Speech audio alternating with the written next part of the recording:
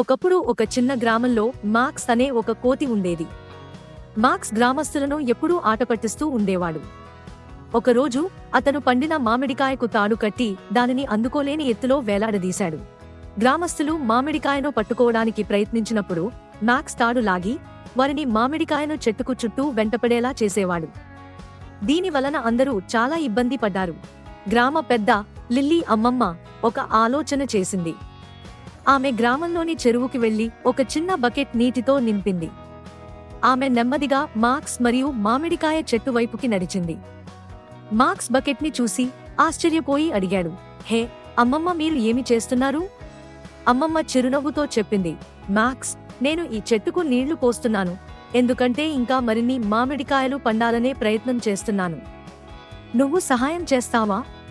Max మరింత మామిడి పండ్లను పొందాలనే ఆలోచనతో అతను బకెట్ పట్టుకుని మామిడికాయకు తాడు కట్టిన దగ్గరికి చేరుకున్నాడు.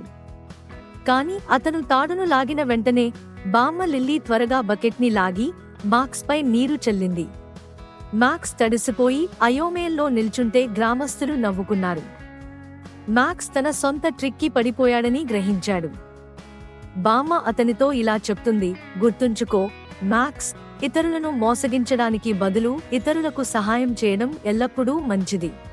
మాక్స్ ఆ రోజు తర్వాత స్నేహపూర్వక కోతిగా మారాడు.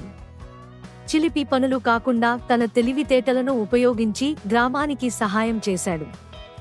ఆ తర్వాత గ్రామస్తులతో కలిసి మాక్స్ సంతోషకరమైన జీవితాన్ని గడిపాడు. కథనం యొక్క సారాంశం ఏమిటంటే, ఇతరులను మోసం చేయడానికి బదులుగా సహాయం చేయడం ఉత్తమం.